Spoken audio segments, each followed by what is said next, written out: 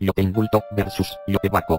Para entender el indulto de Fujimori y el intento de vacancia presidencial como dos sucesos profundamente imbricados es necesario detenerse en dos cuestiones fundamentales. La primera, trazar una línea de tiempo, y lo segundo, ubicar a los personajes que promovieron el indulto en el entorno de Kuczynski. Como antecedente, varias fuentes me confirman que la idea del indulto estuvo en la cabeza del presidente desde los primeros días de su gobierno. Varios ministros y funcionarios estaban de acuerdo, pero los intentos fueron frustrados una y otra vez por razones netamente jurídicas.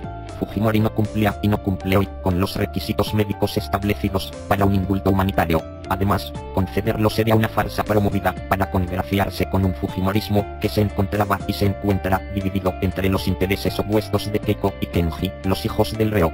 El sector gubernamental opuesto al indulto fue muy claro en muchos momentos críticos. Como la ley lo permite, no se oponían a un indulto humanitario, es decir, decenas de presos en graves condiciones de salud esperan un indulto. Muchos han muerto y morirán en cárcel. El beneficio es absolutamente discrecional y no hay obligación de darlo. Sin embargo, en esa circunstancia extrema, aún los más reticentes crean que era justo otorgarlo. La ministra de Justicia, Marisol Pérez Pello, siempre tuvo esa línea. Visto hacia atrás, hoy es claro que por eso fue removida del cargo. Como veremos más adelante, la incorporación de los ministros de Justicia, Mendoza, y de Salud, D'Alessio, resultaron claves para el gran promotor del indulto, que resultó siendo nada menos que el exministro Fernando Zavala. La línea del tiempo del indulto y la vacancia express. 4 de diciembre. El INPEX pide un informe social sobre el reo Fujimori, que resulta conmovedor sobre sus dolencias. Lo extraño es que Fujimori recién solicita formalmente el indulto una semana después. Este informe es uno de los sustentos de la resolución del indulto. ¿Por qué se expide antes de la solicitud? Nadie lo puede explicar. 11 de diciembre. Alberto Fujimori solicita formalmente el indulto y el derecho de gracia, suspensión de todos sus procesos pendientes, por razones humanitarias. 12 de diciembre. El Ministerio de Salud, en un solo día, designa la Junta Médica compuesta por Víctor Amado Sánchez Anticona, Guido Hernández Montenegro y Juan Postigo Díaz, médico personal de expresidente, cuya participación en la Junta ya había sido denegada el 2013. El mismo día se hace un informe de condiciones carcelarias del establecimiento penitenciario Barbadillo, favorable a los intereses de Fujimori, señalando que el penal no cuenta con los servicios médicos necesarios para atender a una persona de su edad. 13 de diciembre.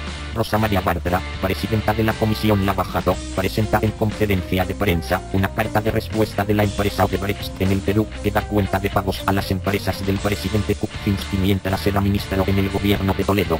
Bartra no presenta los documentos a su propia comisión, sino que lo hace a la opinión pública, lo cual no es lo usual para una comisión investigadora. La carta, fechada 2 días antes, no había sido exhibida. Se enteró Keiko Fujimori que su padre había solicitado el indulto y que este se tramitaba a toda marcha. Pesó más el temor a las pesquisas de Lavajato contra ella y Joaquín Ramírez, que la están cercando. En todo caso, la coincidencia de fechas llama la atención. El documento presentado por Bartra generó un escándalo que dio pie a la moción de vacancia presidencial, tramitada a más velocidad que el indulto. 14 de diciembre. En un escueto formato de solicitud de conmutación de la pena, Alberto Fujimori pone sus datos básicos. El documento no indica más que los delitos cometidos, la pena impuesta y el tiempo cumplido. El sello de recepción de la Dirección de Gracias Presidenciales indica que fue recibido a las 17:20 pm del 15 de diciembre. ¿Por qué Fujimori presentó también este documento? Ya tenía una solicitud de indulto y gracia presidencial, que es mucho más favorable que una conmutación. Hubo un cambio de planes, que luego se abandonó. Lo cierto es que en ese mismo día Frente Amplio presentó la moción para vacar al presidente Kuczynski por incapacidad moral. 15 de diciembre. La moción de vacancia presidencial fue aprobada con 93 votos. El fujimorismo hizo presión para llegar a los 104 votos, para así ahorrarse los plazos y llamar al presidente el mismo día a defenderse. La intentona golpista no prosperó, pero había un enorme apuro por vacarlo. Según el reglamento, el presidente debe ser citado entre el tercer y 10º día útil después de aprobada la moción.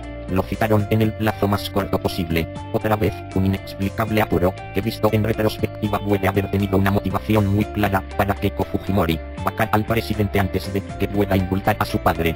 17 de diciembre. Ese domingo la Junta Médica se constituyó en Barbadillo. Las congresistas Glave y Wilka han constatado que según el libro de visitas la Junta fue todo menos confidencial. Estuvieron presentes abogados del Minsa y amigos de Alberto Fujimori. El acta, en todo momento habla de graves e incurables dolencias, que no han sido constatadas. Fujimori no tiene cáncer hoy o que son condiciones propias de la edad como la hipertensión, que padecen, sin morir por ella, miles de peruanos. 18 de diciembre.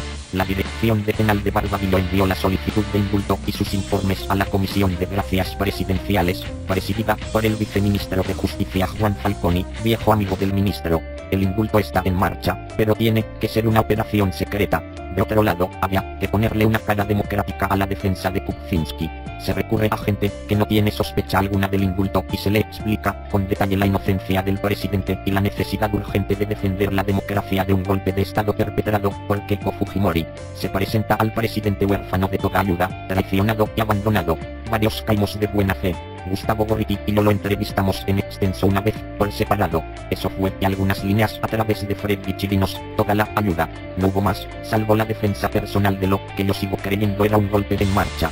Gustavo cree que estaba realmente desafiado. Yo tengo mis dudas. Creo que me montaron un número dramático. Pedro Capellano asumió una estupenda defensa mediática que no dio ninguno de sus ministros, y Alberto Dorea, férreo opositor a Fujimori por décadas, asumió su defensa legal. Una fuente ubica a Fernando Zavala y Kenji Fujimori en negociaciones directas alrededor del martes 19 de diciembre en casa de un empresario amigo de Kenji. 21 de diciembre. Mientras que el presidente se presentaba en el Congreso y su abogado defensor hacía uso de la palabra, Nicolás Lucar filtró en redes sociales el informe médico favorable a Fujimori. El objetivo era lograr la vacancia. ¿Quién filtró? ¿Alguien del mismo gobierno? Nadie lo sabe. El Ministerio de Justicia, en comunicado oficial, aseguró que ninguna solicitud de indulto había llegado a la Comisión de Gracias Presidenciales. La presidenta del Consejo de Ministros aseguró que los indultos no se negocian en conferencia de prensa en el pasillo central del Congreso. La mentira fue descubierta recién el 25 de diciembre, luego de otorgado el indulto, según constataron las congresistas Wilka y Glave, que obtuvieron el testimonio del director del penal. Luego pudieron acceder al documento fechado el 18. Si Nuevo Perú hubiera sabido con certeza que Kuczynski preparaba un indulto a Fujimori, lo hubiera vacado y otro hubiera sido su destino. Lamentablemente muchos pensamos que era un psicosocial, una trampa de Keiko Fujimori para promover la vacancia del presidente. Confiamos en la palabra de Mercedes Araoz. Un error garrafal. Hasta ella no explica su conducta ni por qué luego aparece en coordinaciones internas promoviendo el indulto. La única explicación razonable es que sabía de toda la operación. Necesitaba los 10 votos de Nuevo Perú, tanto como los que le pudiera dar Kenji Fujimori. No podía perder a ninguno. Fernando Zavala fue buscado por otra periodista ese día sobre el supuesto indulto. Se lo negó 4 veces. El presidente no fue vacado. Solo se consiguieron 79 de los 87 votos necesarios. Tan solo por 8 votos se salvó. 22 de diciembre. Se respira el alivio que produce saber que no habrá un periodo de sucesión traumática. Retorna la estabilidad. Ahora el presidente puede gobernar con la ayuda de Kenji, a cambio de, tal vez, más adelante, considerar una ley de arresto domiciliario para mayores de 80 años. Se venía un gabinete de confrontación, sacando a los que en teoría habían desaparecido de escena en la defensa del presidente. El mismo Kuczynski se dirigió al país diciendo que había aprendido de sus errores. Ese día el presidente nos llama a Pedro Capellano, a Gustavo Gorriti y a mí a agradecer por nuestra defensa democrática. A los 3 nos asegura que no hay ningún indulto en marcha para Fujimori. 23 de diciembre. Reuniones en la casa del presidente en Choquehuanca para discutir el indulto prometido en secreto a Kenji Fujimori. Del avance del trámite ya se habían encargado los ministros de Salud y Justicia, desaparecidos en la defensa contra la vacancia. Operativo resulta Carlos Becerra, presidente de Editora Perú, el peruano, y asesor del ministro de Salud, en simultáneo. Ministros presentes fueron Luna, Giuffra, Nieto, Aljovín. Alfredo Torres hizo una exposición con sus cifras sobre las ventajas de indultar a Fujimori. Estuvieron presentes algunos amigos del presidente. La decisión fue tomada esa tarde. Mercedes Araoz citó por WhatsApp a todos los ministros y a la bancada a Palacio de Gobierno para el día siguiente, 24, a las 5 p.m. 24 de diciembre. Reunión en Cieneguilla en casa del presidente. Varias fuentes señalan que tanto el ministro Nieto como el asesor de prensa Freddy Chirinos trataron de disuadir al presidente de indultar a Fujimori. Le explicaron los riesgos.